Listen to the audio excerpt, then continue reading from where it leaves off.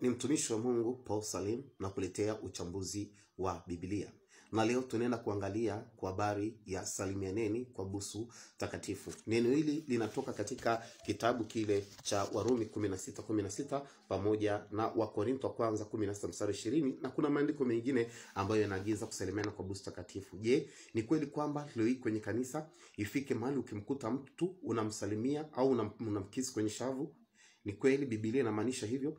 Unamkuta mke wa mtu tu kanisani unamsalimia, unamkisi kwenye shavu, au unakutana na mke wa mtu njiani, au binti au mwanaume au kijana au binti unamkisi shavuni? Je, ni kweli Biblia inamaanisha hivyo? Hapana. Basi twende pamoja tuende tukaone ni nini Biblia ambacho inaweza kumaanisha. Kitu cha kwanza tukumbuke, Biblia imeandikwa kwa utamaduni usio wetu. Utamaduni huu ulikuwa ni wa watu wa Mashariki ya Kati, lakini pia na watu kutoka Europe, maeneo ambayo Biblia imeweza kutumiwa kuandika.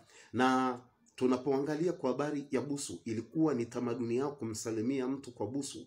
Tukirifaa katika utamaduni wetu wa Tanzania na Afrika, utamaduni sehemu kubwa unamkumbatia mtu. Haujamuona siku nyingi unaweza kumkumbatia mtu. Ni utamaduni wetu. Ingekuwa imeandikwa Tanzania, tungesema basi salimianeni kwa kumbatio takatifu, sio busu takatifu. Na ndiyo maana tutafsiri Biblia tukaleta utamaduni wa kibiblia tukaleta moja kwa moja katika tamaduni au katika makanisa. Na ndiyo maana lazima tuelewe utamaduni wa kwenye Biblia, alafu tunatafsiri Biblia au tunawakilisha kwenye jamii kwetu sawa sawa na utamaduni wa kwetu. Kwa hiyo kilichoko pale haswa ni swala la kitamaduni. Sasa kwa nini akasema busu takatifu na ingelikuwa Tanzania tungesema kumbatio takatifu? Kwa sababu watu walikuwa wanaenda anamsalimia mwenzake kwa kumkiss, yani kumbusu, lakini kumbe ana kinyongo moyoni. Ilikuwa ni busu la kinafiki. Ni sawa na leo unakuta watu kanisani wanakumbatiana, lakini kumbe watu hawana upendo. Kumbe watu wana kinyongo. Kumbe mtu ana shida na mtu na mwambii, anamsalimia kinafiki, anamkumbatia lakini moyoni